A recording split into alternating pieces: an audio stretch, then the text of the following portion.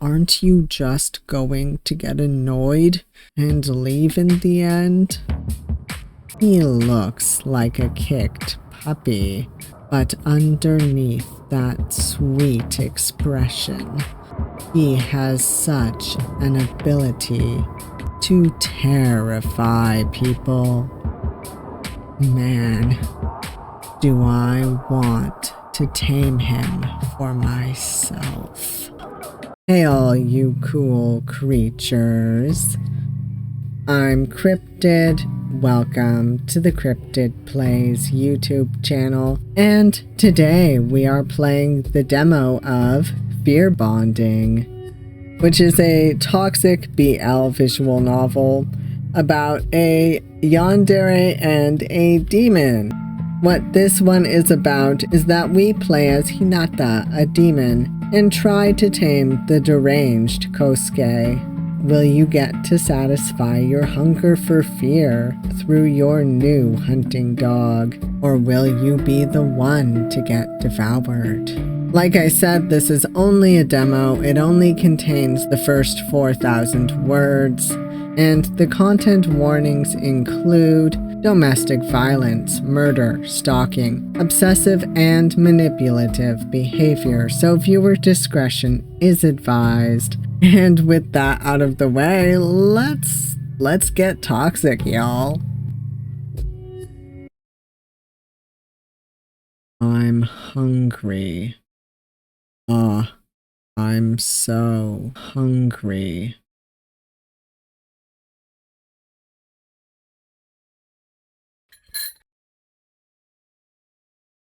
I grind my teeth as I listlessly stab my spoon into a bowl of yogurt, oats, and dried fruit. Another day, another meager human dish. My body so badly craves some real food.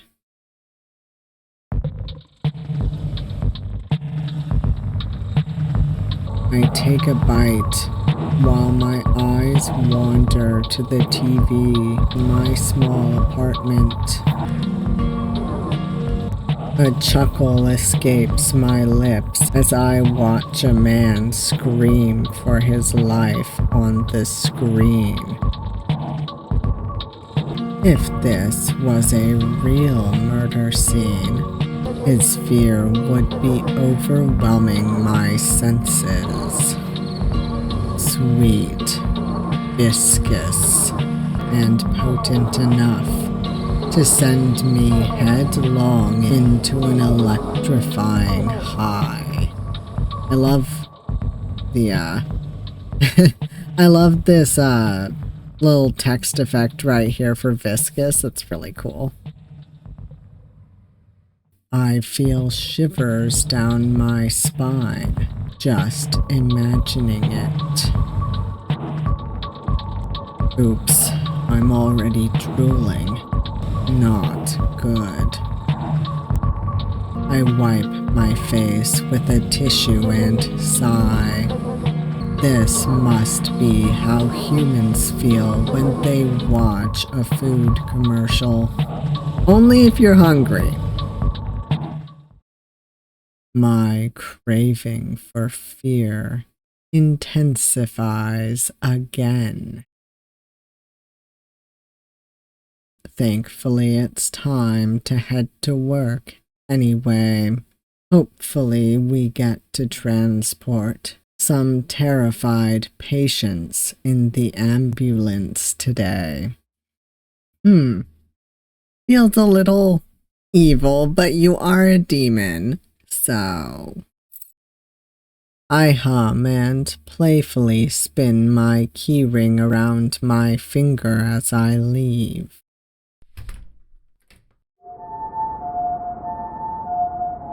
It doesn't take long before we get a call. Just 20 minutes after my shift began, I'm already heading to the scene with 2 co-workers. The youngest of us three is driving, while I write down the case info on a paper form.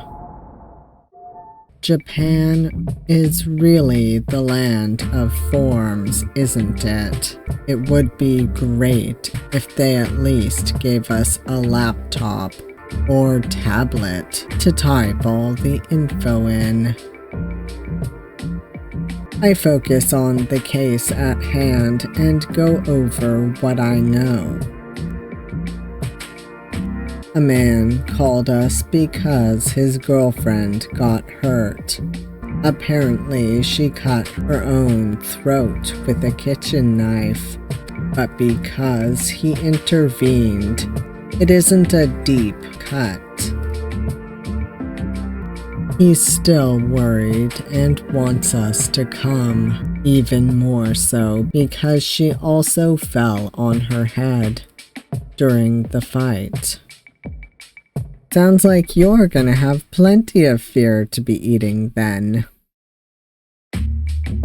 When asked why she cut herself, he mumbled something about her threatening him, but cut the call short when she started to yell.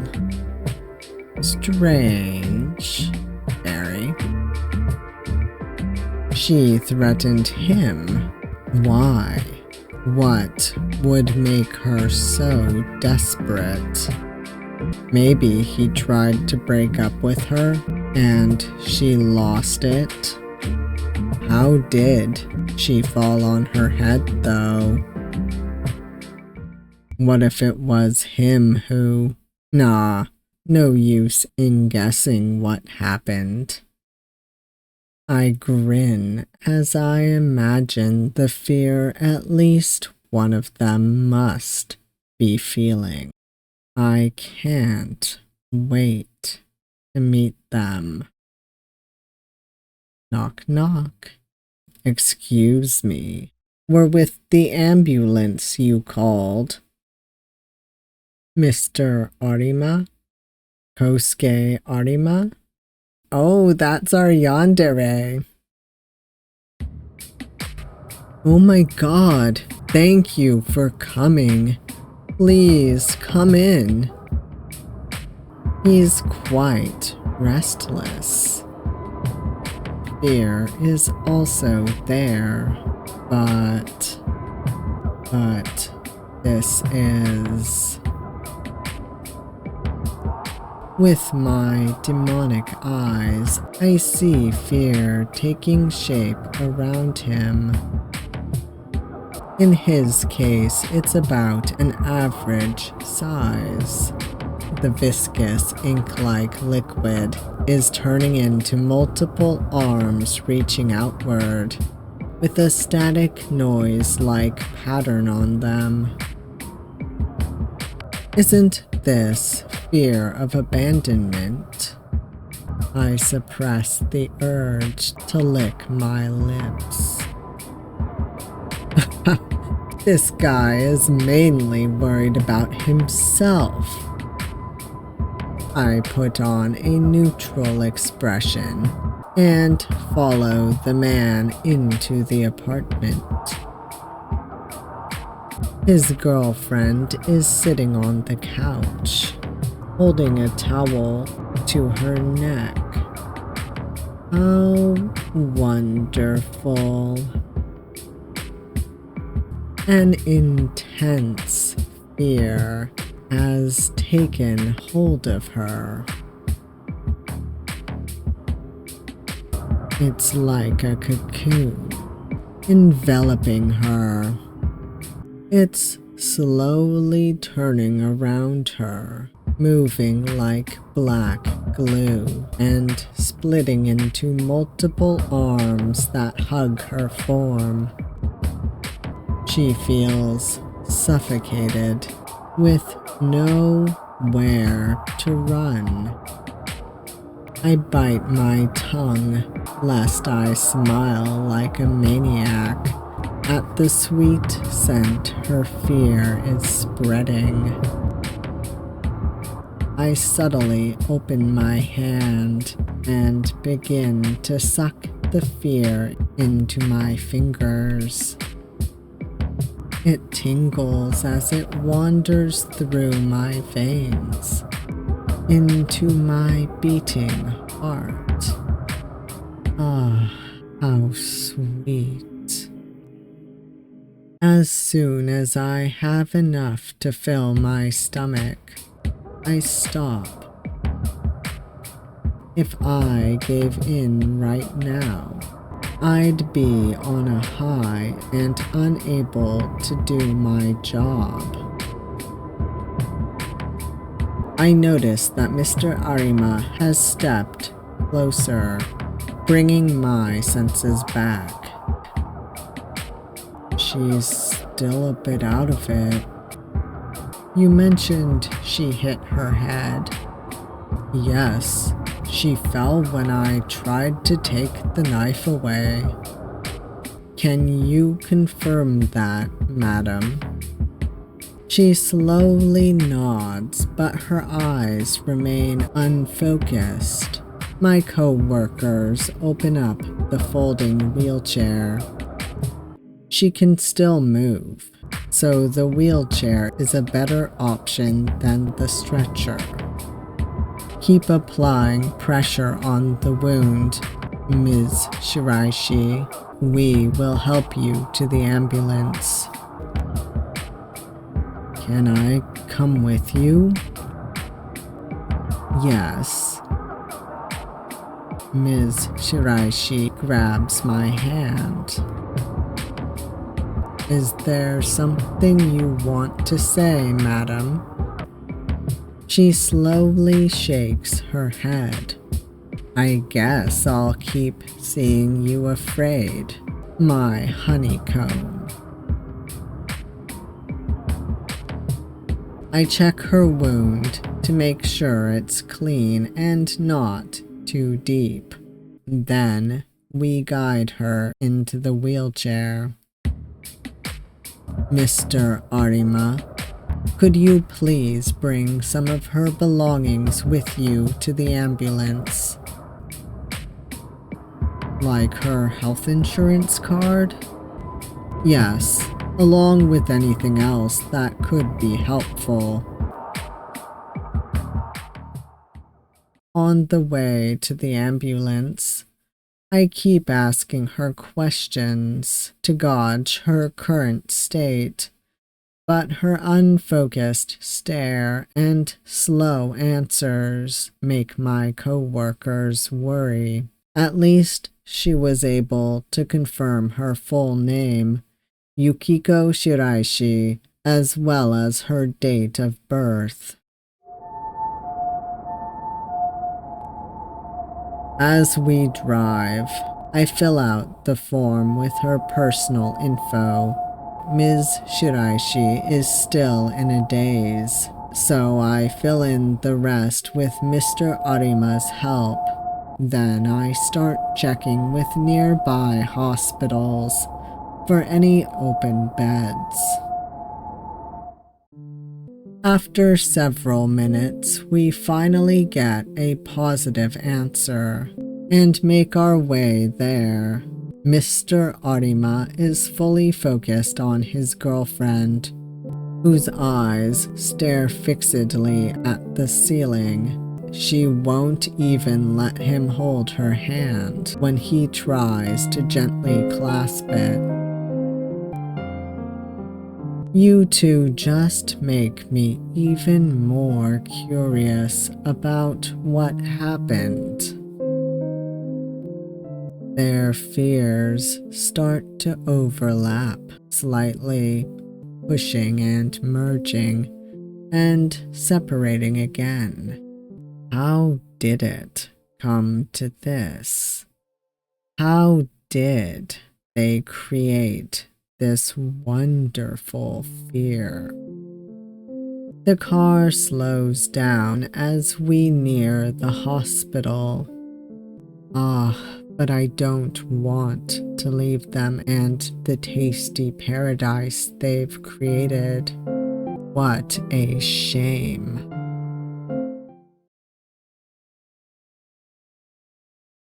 back in Hinata's apartment. After a long day at work, I'm back home. For the rest of the day and even now, I still think about that couple. I'm wondering how you end up with Kosuke. Damn, I want to eat their fear again. It's been a long while since I've eaten something so delicious. There was so much fear that I could even fill my stomach for once. If I was around them more, especially the man, could I get to eat more often? I can't help but grin as I imagine feasting on the fear he causes. We transferred his girlfriend to the hospital without trouble. I imagine that she'll be staying there for now. Should I visit her? It could be a bit too suspicious. There are privacy laws to contend with, after all. But I don't mind taking a little risk for such fear. Maybe instead of visiting her directly, I could act like I'm visiting someone else, a made-up relative, and just happen to mistake her room for theirs.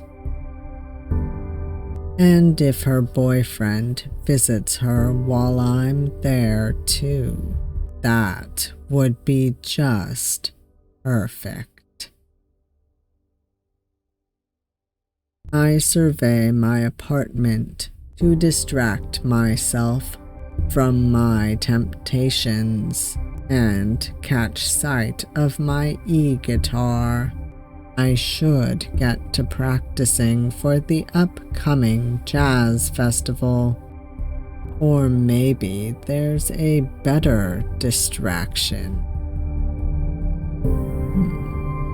Alright, what manga? An old classic from the horror mangaka Junichiro Ito called Tomomi. I know it's referencing Junji Ito's Tomie. I read his works from time to time. I wonder if there are still things that truly frighten him after drawing horror manga for so long. Laundry basket. I should do some laundry actually, into the washing machine with you. I find a note when I check the pockets. Isn't this from the guy I slept with once? Hope he's not still waiting. I thought I made it clear I wasn't looking for anything serious at the time. Alright, guitar. Time to practice. As I play, I zone out, only focusing again whenever I notice a mistake I have to correct. I like the feeling of drowning out the world as I focus on the music. Being on stage isn't a bad feeling either. I like looking down on people as they look up at me in adoration. And it's just the right distance. They can't ask for more, than me playing well for them. Shallow relationships are easier to handle. I've had my fair share of mishaps, from misreading the mood in a social group, all because I was too caught up in someone's fear. Standing out as strange makes it hard to get close to those who are scared. Exactly the opposite of what I want. Ugh, who could that be? I want to see you. I miss you, my dear Hinata. I want to touch those talented hands. Play for me, Hinata. I know you're playing for me. God, what a disgusting pig. It must be the same lunatic from before. I've already blocked various numbers he's used and discussed the issue with my bandmates. He's using a lot of burner phones, so it's hard to locate him for the police. I started to get these messages right after one of our performances, and they mention my hands and guitar a lot. So I suspect it's an unhinged fan. I hope someone takes care of this trash one day. Man, now I don't want to practice anymore. I put away the guitar, turn off my phone, and set a separate alarm clock to wake me up tomorrow.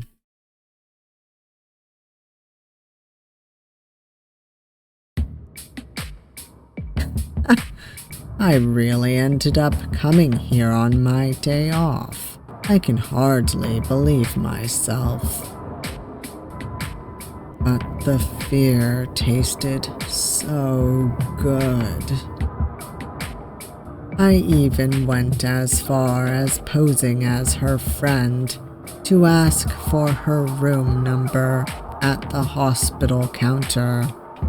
Aw, fuck it.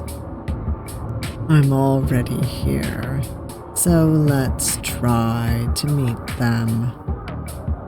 As I get closer to the room, I slow my pace. Now, what should I say exactly once I'm in the room with her? Just when I try to think of how I can salvage my improvised plan, I hear a woman screaming, "Just leave me alone!" Then I hear a familiar voice replying, "Babe, please, hear me out at least." That's Kosuke Arima. He must be talking to Ms. Shiraishi.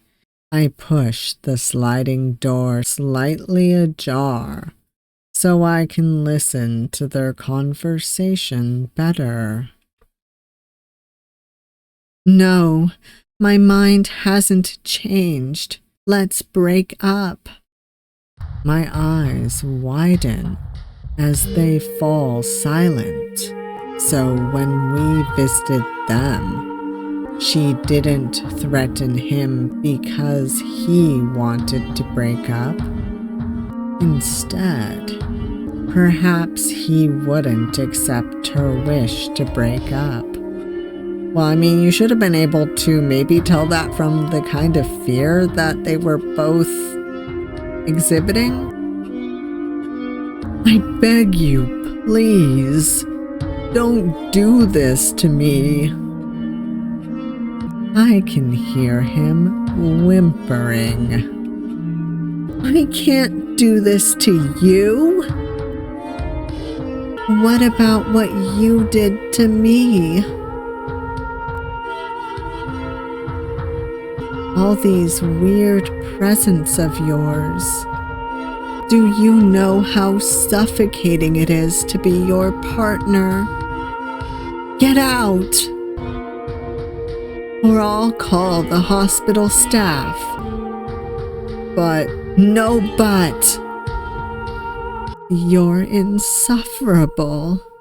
You always argue from your point of view, your own goddamn needs and insecurities. But you never consider how I feel.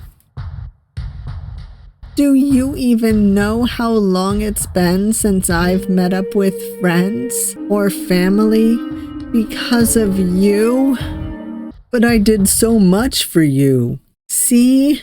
This is what I mean. You don't even get what you're doing. God, I pity your future partner. Now go! I hear footsteps approaching and move away just before Mr. Arima leaves the room, closing the door behind him. He looks embarrassed, angry, and scared. I grab onto him before I can even register my actions. His fear of abandonment looks even more spiky than before. This doesn't taste bad. He turns around to regard me with surprise, then puzzlement. But soon, both give way to recognition. Oh, the paramedic from before. Could you let go? I really need to go. Wait. Come on. I can't just leave someone who went through such a brutal breakup alone. We are a dick. I guess we're playing a demon, but whatever. He grinds his teeth and looks away. Oh, that expression is so hateful. So you heard everything? Aren't you here because of your job? Or, I don't know, to visit someone? My visit is over already, and I see you haven't slept well. Maybe you haven't even eaten much since we last met. I did not ask for your medical advice. Then think of it this way. Sometimes it's good to vent to a stranger, a neutral third party. Aren't you just going to get annoyed and leave in the end? He looks like a kicked puppy, but underneath that sweet expression, he has such an ability to terrify people. Man, do I want to tame him for myself. Nah, I'm a good listener, and the drinks are on me. He sighs. Maybe it's better to not be alone right now. He gives me a sad smile and nods. Now that I can take a good look at his face, he's actually pretty handsome. By the way, I love this shading right here. It looks like shadows just oozing down the arm. I dig it. I've been noticing that behind the text box. Even better. He follows me dutifully as we leave the hospital. What a great first step to acquiring my new hunting dog.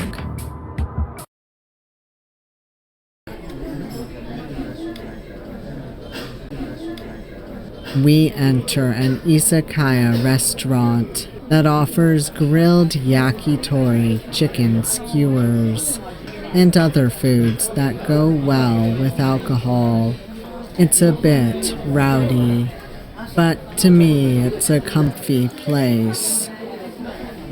Other regulars are here too, like university students and men in suits who come here right after work or classes. The staff greets us as we enter, and the smoky smell from the grill fills our noses. A waiter leads us to a table in the corner, and we take our seats. As I open the menu, I notice Mr. Arima isn't even glancing at it. He's lost in a vague, broken stare. That must be why it was so easy to convince him to follow me. What do you want? Just beer. Drinking on an empty stomach should make him tipsier faster. I hope he's a talkative drunk. I order a bowl of edamame for myself to snack on, and beer for us both. As soon as it arrives, Mr. Arima grabs his glass. He downs a big gulp of his drink. The moment we say cheers, he sighs in relief, looking a little refreshed. That hit the spot. Right? Nothing better than some beer after a hard day. Honestly, I kind of agree with that. I am one of those people who enjoys beer. After drinking some more, he finally seems ready to talk. By the way, is it okay if we speak casually with each other? It might make it easier for you to vent. I guess? Well, look at that. He's already a little tipsy. You can call me Hinata. Is it alright if I call you Kosuke? Yeah. Kinda cute how he responds so eagerly and innocently. I chuckle and rest my chin on my hand. So, Kosuke, I'm all ears. He sighs and pouts. Yukiko, she said that she felt suffocated by me. He rubs his eyes and groans. Doesn't this just mean that I'm dedicated? We dated after all.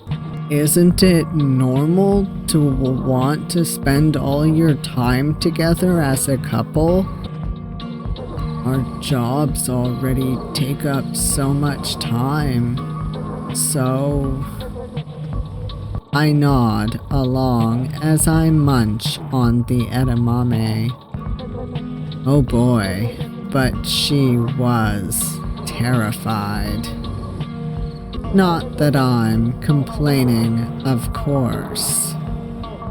And not being able to meet her family and friends because of me? Was it really me? We all get busy with life as adults, so why do you think she blamed you? Maybe I did ask her a few times to prioritize us. And how often did you ask? Aren't you here to listen to my side? Right. Go on, then. At my urging, he lets it all out of his system. He didn't like it when others spent a lot of time with her. Mid-rant, he suddenly mentions how much he hated the 2 times she broke a promise. Then he slips into unfocused ramblings for a while. In short, he had made her the center of his life and wanted her to do the same for him. While it sounds rough to date him, from this conversation alone, I couldn't have imagined that his behavior would push his ex so far that she would hurt herself. But after seeing their respective fears, it's pretty clear that he's not divulging all the details of his actions. Was her social circle scared of him? How delicious would their fear be if she had asked him to hurt someone for her? Would he have done it? Why are you smiling when I'm in pain here? Oh, you're starting to slur. And you had, what, 5 beers already? Damn, time to go home. No! Why not? Aren't you tired? I just don't want to be alone. His fear of abandonment is a rounder shape than before. Maybe being drunk makes him less tense. But I still welcome his fear. I change seats to sit next to him. Huh? Look at me. I'm here with you, aren't I? Right? He looks deep into my eyes. When I inch closer to him, he gets embarrassed and looks away. I chuckle as I playfully wrap my arm around his neck. Getting embarrassed now. How cute. Look, it's just, you're kind of close. But you didn't want to be alone, right? He sighs. I pat his back and stand up. I'll walk you home so you can have a bit more company, all right? He looks relieved and nods, following me to the counter where I pay our bill. Wait, I can pay for myself. Nah, don't worry. I told you, drinks were on me. Making him feel indebted should make it easier to meet up again. As we leave the izakaya, his eyes scan me up and down. Why are you looking at me so intensely? It's just the first time someone kind of escorts me, I guess. Wait, that came out, wrong. What I mean is... Go on. He covers his flustered face with his hand. What I mean is, this was nice. You're welcome. I suppress the urge to corner him. I want to erase Ms. Shiraishi from his head, but I need to take it slow.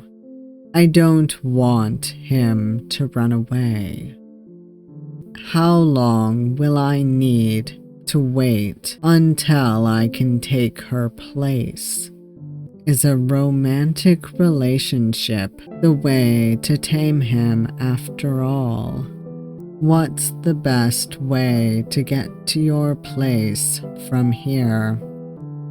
Huh? Why? Relax. I'm just walking you to the station or a taxi, if that's what you prefer. He pouts and tries to explain how he'll get home, but he's too drunk to make much sense. I still remember clearly where his apartment is, so I call a taxi and get in with him. When the taxi sets off, he leans on my shoulder as his eyelids start to close. How defenseless. I pat his head, to which he responds by nuzzling even deeper into my neck. I can hear him whimpering, "Don't leave me." I'm conflicted. I feel lust, like humans, and I've had my fair share of relationships, but being loving and caring to a suffocating degree just feels wrong to me. But on the other hand, I now have this potential hunting dog who's so scared to be left alone that even his own fear is enticing, let alone the fear he causes in others. How ironic. To survive, I need to eat fear, but because of it, I regularly get into dangerous situations, just like this one. This huge dog had better be worth it. I pinch his cheek, which makes him groan and slowly push my hand away. After a while, we arrive in front of his apartment building. When I see him staggering to the entrance, I sigh and lend him a shoulder as we walk towards his apartment door. He gets his keys out after a few attempts, and once we're inside, I sit him down on his couch. When I turn to leave, he grabs my hand. Kosuke, I'd like to get home too. I still feel down. Can you hug me? I push my hair out of my face and reluctantly smile at him. As I open my arms, he immediately hugs me, and his nails slowly dig into my back. His sweet tone from before was gone. Now it's deeper and threatening. Will you stay by my side?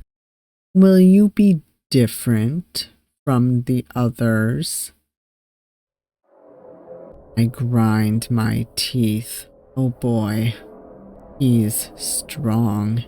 I might even be a little scared, but I instinctively feel a rush whenever I notice fear. It takes a lot of willpower to suppress the urge to provoke him. Yeah, I will. On some conditions. Conditions? Don't worry about it for now. He hugs me even tighter. Oof. Please, can you let go for a moment? It hurts. But you're gonna leave too, right? How about we exchange numbers then? He lets go and looks at me with joy. Really? As if I would ever let you go, you crazy possessive dog. He obediently gives his number and saves mine, and smiles at me as I say goodbye. I just hope he remembers all this. With a spring in my step, I leave the building, and my phone vibrates almost immediately. My elation vanishes when I realize it's not from Kosuke. Oh no! We have a major stalker. And the newest text is, who is he? Dun dun dun!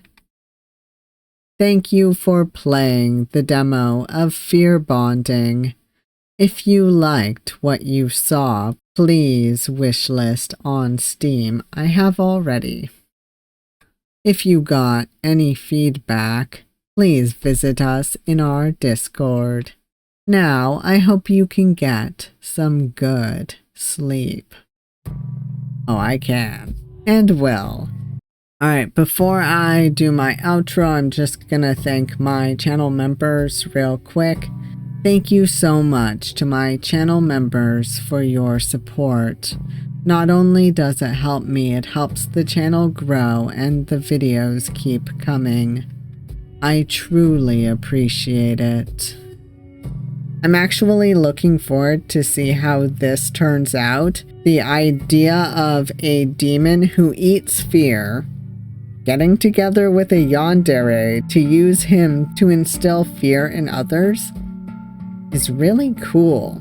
This is like right up my alley. It hits some nice horror spots, and the fact that our demon also has a stalker, I assume that the horror is going to ramp up a ton in the full version. But yeah, this is kind of like reading a fun horror manga, and I'm really looking forward to it. Plus, you all know I'm a bit of a sucker for BL, but that's neither here nor there. I hope you're as excited for the full version as I am. It will be coming out later this year. So anyhow, before I ramble on too long, if you made it this far, thank you all for watching. I hope you enjoyed the video, and I hope you enjoyed how delightfully toxic it is. And if you want to see more of me, please subscribe. And I hope to see you all next time. Bye.